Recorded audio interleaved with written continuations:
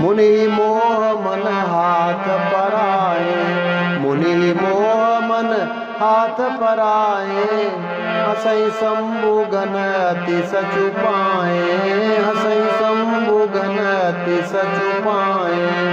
यद्यपि सुनहि मुनि अटपटि बानी, समुझ न परई बोधि ब्रह्म सानी, समुझ न परई बोधि ब्रह्म सानी। काहू न लखा सो चरित विशेखा, सो सरूप नृप कन्या देखा। मरकट बदन भयंकर देहि, देखत हृदय क्रोध बाते, देखत हृदय क्रोध बाते। नारद मुनि जी को तो मोह हो रहा था, क्योंकि उनका मन दूसरे के हाथ यानी माया के बस में था। और उधर शिव जी के गण बहुत प्रसन्न होकर हंस रहे थे। यद्यपि मुनि उनकी अटपटी बातें सुन रहे थे, पर बुद्धि भ्रम में सनी हुई के कारण वे बातें नारद मुनि के समझ में नहीं आ रही थी, यानी उनकी बातों को वे अपनी प्रशंसा समझ रहे थे। इस विशेष चरित्र को और किसी ने नहीं जान पाया, केवल राजकन्या ने वह रूप पहचान लिया। उनका बंदर सा रूप और मुंह और भयंकर शरीर देखते ही कन्या के हृदय में क्रोध उत्पन्न हो गया। सखी संग लय कुंवरी तब चली जनुराज मराल, देखत फिरई मई पसब कर सरोज जयमाल। सियावर रामचंद्र शंकर जय दिशि बैठे नारद फूली, सो दिशि तही न बिलो की बोली। पुनि पुनि मुनि उकसैया कुलाई, देखी दशहरा घन मुस्काई, देखी दशहरा घन मुस्काई। तब राजकुमारी सखियों को साथ में लेकर इस तरह चली मानो कोई राजहंसिनी चल रही हो।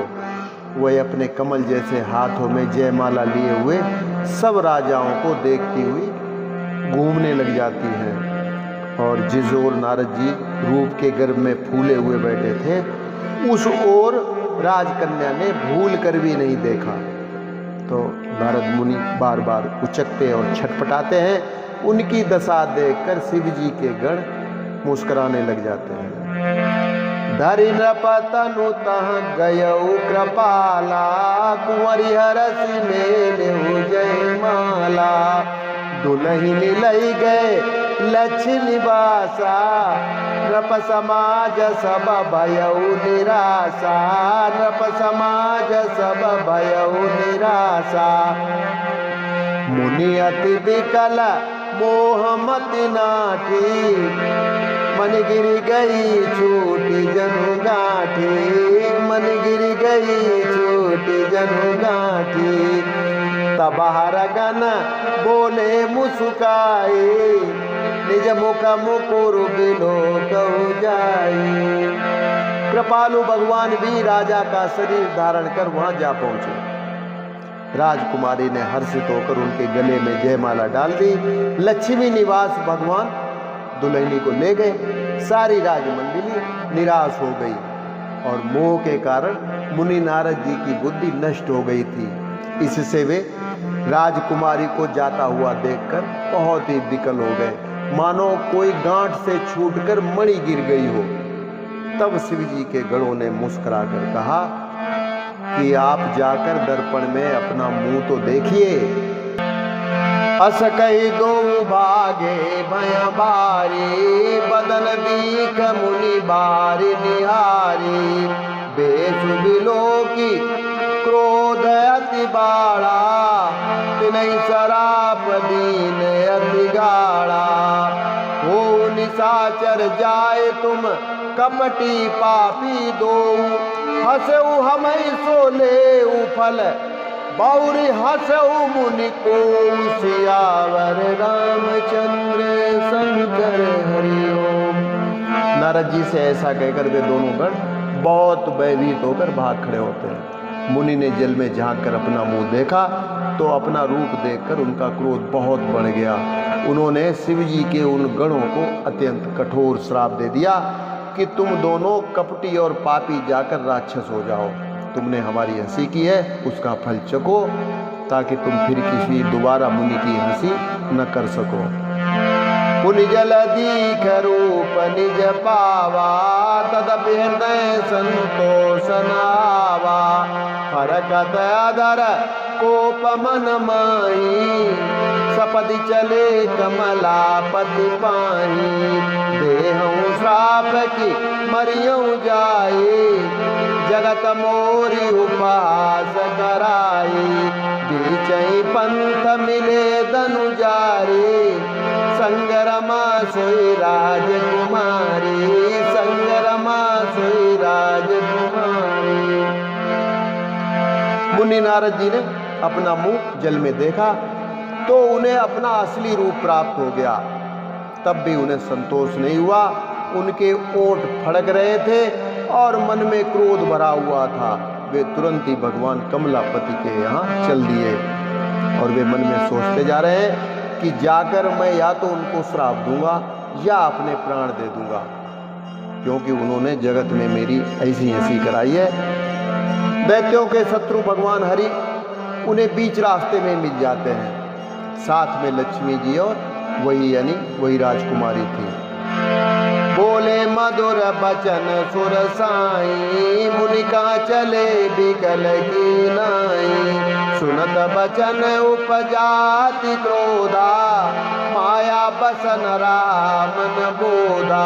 माया बसन रामन बोधा।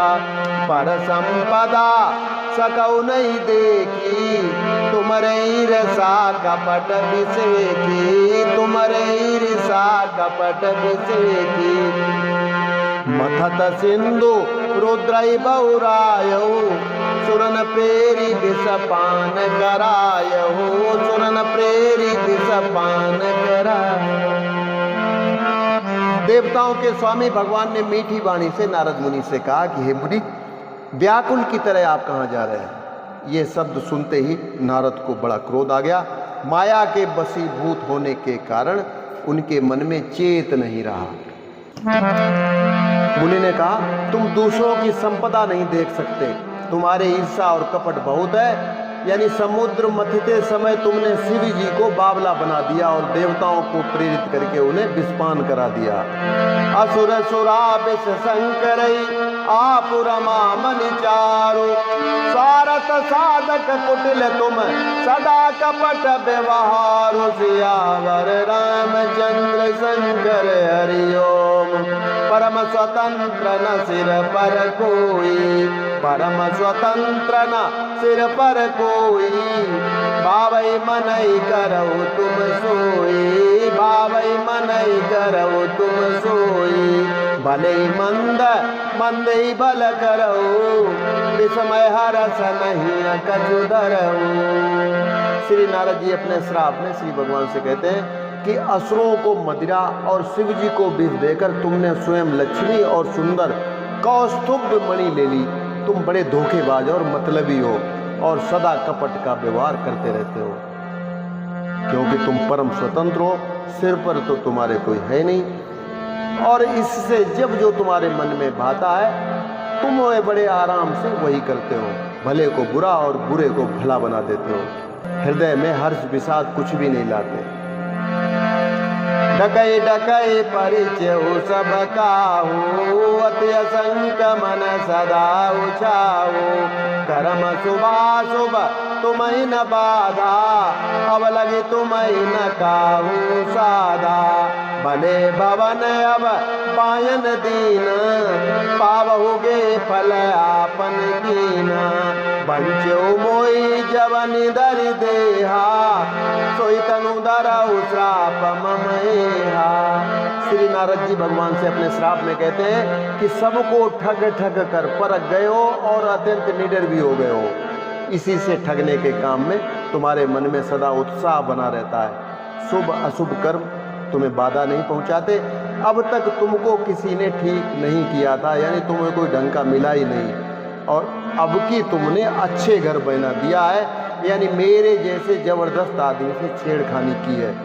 अतः अपने किए का फल अब तुम अवश्य पाओगे। यानी जिस शरीर को धारण करके तुमने मुझे ठगा है, तुम भी वही शरीर धारण करो, ये मेरा श्राप है।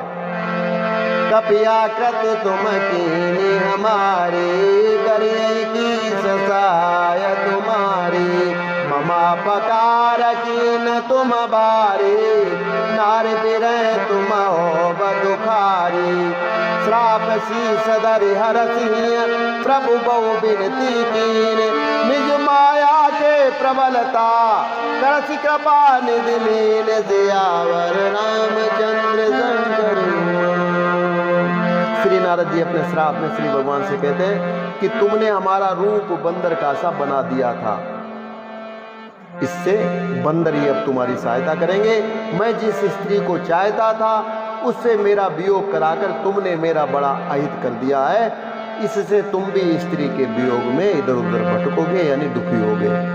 तो सांप को सिर पर चढ़ाकर हृदय में हर्षित होते हुए प्रभु ने नारद जी से बहुत विनती की और कृपा निदान भगवान ने अपनी माया की प्रबलता खींच ली। तो बस आज के लिए इतना ही, कल फिर मिलते हैं। नमस्कार, जय श्री राम।